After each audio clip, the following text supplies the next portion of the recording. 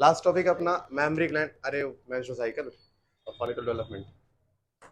तो memory gland की हम बात कर रहे हैं और ये ग्लैंड है क्या? तो बेसिकली एक तरह का मॉडिफाइड सेबेशियस ग्लैंड है। सेबेशियस ग्लैंड हमारी बॉडी में हो जो ऑयल वगैरह सिक्रीट करते हैं, उसी में से एक ग्लैंड अपने आप को मॉडिफाई करेगी और क्या बन गई? Memory gland. ये जो मेमोरी ग्लैंड है ये मेल फीमेल दोनों के पास होता है, लेकिन मेल के अंदर ये वेस्टिजियल ऑर्गन में है। वेस्टिजियल ऑर्गन वो होते हैं कि बॉडी में है तो सही, लेकिन काम के किसी के नहीं है। यानी कि ये मेल के लिए वेस्टिजियल है, लेकिन फीमेल के लिए ये वेस्टिजियल नहीं है, फीमेल के लिए यूजफुल है। कैसे? तो फीमेल के अंदर मेमोरी ग्लैंड जो है वो डेवलप हो गया, मेल के अंदर डेवलप नहीं हो पाया।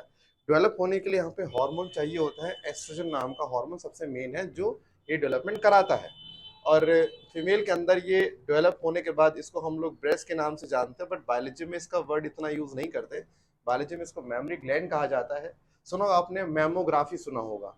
Memo always stand for memory gland. हम मैमल्स में आते हैं बिकॉज हमारा जो वर्ड मैमल्स है वो मैमा से आया है, एंड मैमा स्टैंड फॉर मेमोरी ग्लैंड। माने जिन जानवरों के पास मेमोरी ग्लैंड पाए जाते हैं उन्हें मैमल्स कहा गया, और जिनके पास मेमोरी ग्लैंड होते हैं वो बच्चे को दूध दूध पिलाएंगे।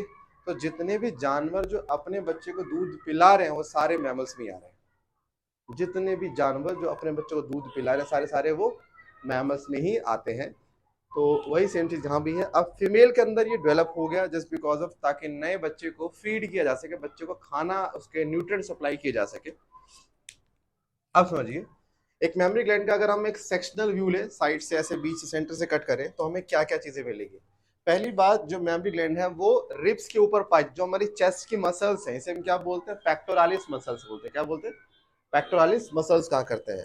इस पेक्टोरालिस मसल्स के ऊपर पूरा मेमोरी ग्लैंड सेटअप होता है। क्वेश्चन पूछा गया है कौन सी मसल्स के ऊपर मेमोरी ग्लैंड पाए जाते हैं? Answer is pectoralis muscles. ये जो आप देख रहे हो ये रिब्स है ना, जब काटेंगे तो रिब्स ऐसी मिलेगी गोल गोल सी, ऐसे टुकड़ों में। अब देखोगे यहाँ पर ये एक तरह का मैंने एक दिखाया स्ट्रक्चर, इसे बोलते हैं क्या? Memory lobe. क्या बोलेंगे? Memory lobe. आप देखोगे तो ऐसे एक मेमोरी ग्लैंड में लगभग लगभग 15 से 20 मेमोरी लोब पाए जाते हैं, और हर लोब के अंदर ऐसे लाखों की संख्या में सेल पाए जाते हैं, एल्वियोलर सेल्स। तो मान के चलिए अंगूर का गुच्छा है, मान लीजिए वो पूरा एक मेमोरी लोब हो गया। उस एक लोब में बहुत सारे अंगूर लगे हुए हैं, ऐसे एक लोब में बहुत सारे क्या लगे हैं? Alveolar cells. हाँ जी, आप सोचो ये लंग्स वाला एल्वियोला ही है, नाम सेम है लेकिन इसका काम अलग है। इसको क्यों बोला गया एल्वियोलर सेल्स? जैसे लंग्स में जो एल्वे अंदर से खाली होते हैं, ऐसे ये भी खाली होते हैं, इसीलिए इनका नाम हमने उसके साथ रख दिया। अब मेमोरी लोब से एक ट्यूब निकलती है नॉन एज मेमोरी ट्यूब्यूल। ऐसी जब और लोब से ट्यूब्यूल आती है या और पार्ट से ट्यूब्यूल आती है, तो उन ट्यूब्यूल से मिलकर क्या बनता है? Memory duct. डक्ट का डायमीटर बड़ा होगा ट्यूब से। फिर मेमोरी डक्ट आगे जाके थोड़ा सा फूल जाती है, इसको बोलते हैं क्या? Mammary ampulla. मैंने आपसे कहा था एम्पुला मतलब वहीं आता है जहाँ पे पार्ट थोड़ा सा चौड़ा होता है। तो यहाँ पर क्या आएगा? Mammary ampulla. यहाँ पे थोड़ी देर के लिए मिल्क स्टोर होता है, अदरवाइज मेन स्टोरेज तो यही से में ही होता है, सारा बन के होता है, लेकिन कुछ मिल्क यहाँ पे हमेशा स्टोर रहता है। एंड इसके बाद जो आपको ट्यूब दिख रही है इसे बोलते हैं लैक्टिफेरस डक्ट। जो मिल्क है वो पहली बात बनाएगा एल्वियोलर सेल्स। वो मिल्क फिर कहाँ आएगा? मेमोरी ट्यूब्यूल में। उससे कहाँ आएगा? मेमोरी डक्ट में। उससे कहाँ आएगा? एम्पुला में। और फिर कहाँ जाएगा? लैक्टिफेरस डक्ट से बाहर। और जो पोर्शन आपको उठा हुआ दिख रहा है इसको बोलते हैं निपल। जो ये प्रोजेक्टेड चीज है ना ऊपर उठा हुआ, that is known as nipple. अब देखो मिल्क फॉर्मेशन होता कैसे, बहुत सिंपल है, कोई ऐसा डिफिकल्ट टॉपिक नहीं है। मिल्क फॉर्मेशन के लिए एक हार्मोन की हमें सख्त जरूरत होती है। उस हार्मोन का नाम है प्रोलैक्टिन। क्या नाम है? ये प्रोलैक्टिन का सोर्स क्या है? Pituitary gland. जो ब्रेन में हमारे पास पिट्यूटरी ग्लैंड प्रेजेंट है, वही पिट्यूटरी ग्लैंड ये हार्मोन छोड़ेगा, प्रोलैक्टिन आता है, और एल्वियोलर सेल्स को बोलता है कि बेटा एक काम करो, अपना मिल्क फॉर्मेशन स्टार्ट करो। तो एल्वियोलर सेल्स क्या करेंगे? मिल्क बना बना के ये अपने अंदर ही स्टोर कर लेंगे। यानी अगर मेरे को क्वेश्चन आए कि मिल्क बनवाता कौन है, आंसर इज प्रोलैक्टिन। लेकिन मिल्क बनवा के अगर इन्होंने अपने अंदर रख लिया, बॉडी के बाहर रिलीज नहीं किया, तो फायदा क्या बनवाने का? तो इसीलिए क्या होता है, जब इनसे मिल्क बाहर निकालना होता है तब प्रोलैक्टिन के अलावा बॉडी दूसरा हार्मोन रिलीज कर देती है जिसको बोलते हैं ऑक्सीटॉक्सिन। क्या बोलेंगे? ये हार्मोन जैसे हमारा पिट्यूटरी ग्लैंड छोड़ेगा, ये तुरंत क्या करेगा? मेमोरी ग्लैंड को स्वीज कर देगा, पिचका देगा। जैसी सॉरी मेमोरी लोब को, जैसी मेमोरी लोब को स्क्वीज करेगा सारा सारा मिल्क बाहर आ जाएगा ना। और जैसे सारा मिल्क बाहर आया तो आप ये सोच लीजिए यहाँ से मिल्क कहाँ गया, बॉडी के बाहर चला गया। तो ऑक्सीटोसिन का काम होता है कि जो मिल्क बना है उसको बॉडी के बाहर निकलवाना है, और बॉडी में मिल्क बनवाना, ये काम किसका है, प्रोलैक्टिन का। जब बच्चा अपने मदर के निपल को सक करता है तुरंत मदर के पिट्यूटरी ग्लैंड को सिग्नल जाता है कि बच्चा जो है निपल को सक कर रहा है, माने उसे क्या चाहिए, मिल्क चाहिए। तुरंत पिट्यूटरी ग्लैंड क्या छोड़ देगा, ऑक्सीटोसिन, वो तुरंत जो है कॉन्ट्रैक्शन करेगा और मिल्क को बाहर निकाल देगा। वरना आपको सोचिए ना, जब तक बच्चा नियर बाय नहीं आता तब तक मिल्क क्यों नहीं आता बाहर। बच्चा जब मदर के निपल को टच करता तभी क्यों मिल्क बाहर आता है, यस और नो। तो वहां पर हार्मोनल सिस्टम काम करता है, ठीक है। तो ये होता है, अगर क्वेश्चन आ जाए इजेक्शन ऑफ मिल्क कौन करता है, आंसर इज ऑक्सीटोसिन। इजेक्शन या बोल दीजिए रिलीज ऑफ मिल्क। और आ जाए मतलब सिक्रीशन ऑफ मिल्क या formation of milk, then by किसके थ्रू होगा, प्रोलैक्टिन। मैं आपको बता दूं एक चीज, मैंने आपको बताया था कि जब बच्चा की डिलीवरी होती है उस डिलीवरी के बाद मदर मिल्क देना शुरू कर देती है, और मिल्क देने के लिए जैसे ही बच्चे डिलीवरी हो जाती है उसके बाद बॉडी में जो हार्मोन सबसे ज्यादा उछाल मारता है वो है प्रोलैक्टिन। क्या होता है, और प्रोजेस्टेरॉन और एस्ट्रोजन पहले के मुकाबले कम हो जाते हैं क्योंकि ड्यूरिंग प्रेगनेंसी ज्यादा चाहिए होता है, लेकिन इतना भी कम नहीं होता कि पीरियड शुरू हो जाए, ठीक है। क्या सुनना, progesterone and estrogen during pregnancy बहुत हाई होते हैं, नॉर्मल से भी ज्यादा होते हैं। डिलीवरी बच्चे की हो गई, अब उतना नहीं चाहिए, वो लेवल कम आ जाएगा, लेकिन इतना होगा कि पीरियड शुरू नहीं होंगे, अभी पीरियड्स अभी शुरू नहीं होंगे।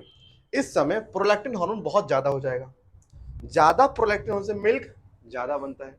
तो क्या कहते हैं, डिलीवरी के बाद शुरू के 3 दिन जो मदर मिल्क रिलीज करती है उस मिल्क का बायोलॉजी में नाम रख दिया हम लोगों ने, उस मिल्क का हमने नाम रख दिया कोलेस्ट्रम। क्या रखते हैं, यानी देखो एक वर्ड आता है लैक्टेशन पीरियड, मदर जितने समय तक मिल्क प्रोड्यूस करेगी उसको बोलते हैं लैक्टेशन पीरियड। लैक्टेशन का मतलब ही होता है मिल्क प्रोड्यूस करना। क्या होता है, मिल्क प्रोड्यूस करना। तो हम कहते हैं कि जैसे डिलीवरी होगी मदर का लैक्टेशन पीरियड शुरू हो जाएगा, फिर शुरू के 2 से लेकर 3 दिन मदर जो मिल्क रिलीज करती है उसको बोलते हैं कोलेस्ट्रम। और ये कोलेस्ट्रम नॉर्मल मिल्क से बहुत अलग है, ये मिल्क कई महीनों से बन रहा होता है फीमेल की बॉडी में, मतलब प्रेगनेंसी में। और इस मिल्क की खासियत क्या है, इसमें एक एंटीबॉडी पाई जाती है, आईजीए एंटीबॉडी। एंटीबॉडी के भी टाइप होते हैं, मैं आपको बता रहा हूँ जो बच्चा पैदा हुआ है उसके बीमार होने के चांस बहुत होते हैं क्योंकि उसकी इम्यूनिटी नहीं है अभी। अगर उसको कोलेस्ट्रॉल मिल जाए, कोलेस्ट्रॉल में क्या प्रेजेंट है, एंटीबॉडी, तो बच्चे की बॉडी में जैसी एंटीबॉडी जाएंगी तो बच्चे के बीमार पड़ने के चांस कम हो जाएंगे, सर्वाइवल के चांस ज्यादा हो जाएंगे। इसीलिए डॉक्टर कहता है कि आपको जो मिल्क वेस्ट करना है करो, लेकिन कोलेस्ट्रम का मिल्क वेस्ट नहीं होना चाहिए। डॉक्टर की स्पेशल रिकमेंडेशन होती है हर हर फीमेल को कि आपको इस 3 के बाद आपको जो मिल्क मत देना, बच्चे को मत पिलाना, लेकिन इनिशियली 3 डेज का मिल्क आपको बच्चे को देना ही देना है, बिकॉज इस मिल्क में एंटीबॉडी है जो अब आगे किसी मिल्क में नहीं आने वाला। अब ये तब आएगा जब उसकी दोबारा कोई प्रेगनेंसी होगी, और दोबारा नेचर ने ये मिल्क बनाने क्यों दिया, क्योंकि बच्चे की प्रोटेक्शन बहुत जरूरी थी, बच्चे की सेफ्टी बहुत जरूरी थी। तो क्वेश्चन कई बार पूछा गया कोलेस्ट्रॉल इतना फायदेमंद क्यों होता है, हम आंसर देंगे क्योंकि इसमें काफी लार्ज अमाउंट में एंटीबॉडी पाई जाती है। एंटीबॉडी का नाम भी रखना आईजीए, इम्यूनोग्लोबिन अल्फा बोलते हैं इसको हम, बट हम इम्यूनोग्लोबिन ए बोलेंगे। इस एंटीबॉडी से बच्चे की इम्यूनिटी बूस्ट हो जाएगी जिससे उसके सर्वाइवल के चांस ज्यादा हो जाते हैं। तो कृपया रखना cholesterol that means milk produce by female, milk produced by female during initial days of lactation। initial days of lactation में जो होगा उससे जो मतलब उसको बोलते हैं क्या, कोलेस्ट्रॉल। तो वो सारा भाई यहाँ से बनता है, और मैं कहा एक में 15-20 लोब है ना, तो 2 मिलाऊंगा तो 30 से लेके 40 लोब दोनों में आ जाएंगे, ठीक है। और यहाँ पर ये पूछिए पूरा ये फैटी टिश्यू है। मैमरी ग्लैंड का साइज फैट से डिसाइड होता है, कितना फैट है, जितना ज़्यादा फैट होगा उतना साइज लार्ज होगा, जितना फैट कम होगा उतना ही उसमें जो है साइज भी रिड्यूस होगा। लेकिन जो फॉलिकल्स होते हैं, जो मैमरी लोब होते हैं, एस्ट्रोजन हार्मोन की प्रेजेंस में ग्रो करने लग जाते हैं। जो फीमेल प्रेग्नेंट होती है उसकी बॉडी में एस्ट्रोजन बहुत हाई होता है, इतना हाई होता है कि उसका जो मेमोरी ग्लैंड में जो लोब्स है इनके सेल्स मल्टीप्लाई करते हैं, जिससे फीमेल का साइज का मेमोरी ग्लैंड साइज बढ़ जाता है। वहाँ पे फैट नहीं, वहाँ पे क्या रीजन आता है, इनके मेमोरी लो का। बट नॉर्मली अगर प्रेग्नेंट वुमेन की मैं अगर बात हटा दूं, तो प्रेग्नेंट वुमेन के अलावा जितने फीमेल हैं उन सब के केस में जो मेमोरी ग्लैंड का साइज है वो कौन कर रहा है कंट्रोल, फैट टिश्यू। जितना बॉडी फैट कम होगा उतना साइज भी कम रहता है। तो एक काम करो, इसे लिख लो, चैप्टर यहाँ पे तुम्हारा हो गया।